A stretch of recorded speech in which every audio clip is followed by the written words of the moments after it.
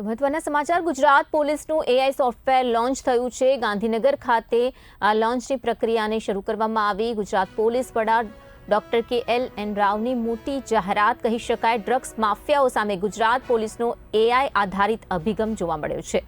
ગુજરાત પોલીસે દેશનું પ્રથમ જે નાર્કોટિક્સ એનાલિસિસ માટે સોફ્ટવેર વિકસાવ્યું છે। નાર્કોટિક્સ ગુનાઓની એફઆઈઆરમાં ભૂલો નહીં રહે।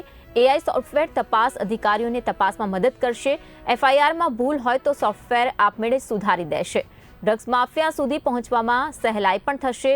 તો ટેકનોલોજીના ઉપયોગમાં ગુજરાત પોલીસને દેશભરમાં આગવી સફળતા હાથ લાગી છે।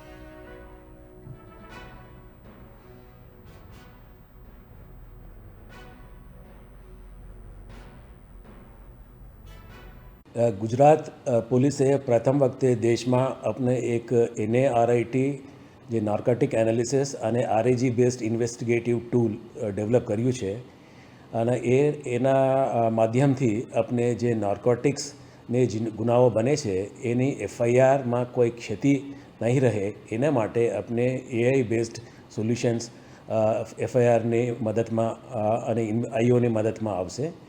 જ્યારે કોઈ FIR દર્જ થાય અને પાસાઓ કમીઓ શું છે અને તેના સ્ટ્રોંગ પોઈન્ટ શું છે અને કન્વિક્શનને કેવી રીતે આપણે 100% પહોંચી વળીએ એ દિશામાં એ AI બેસ્ડ સોફ્ટવેર ઇન્વેસ્ટિગેટિંગ ઓફિસરને મદદ કરશે।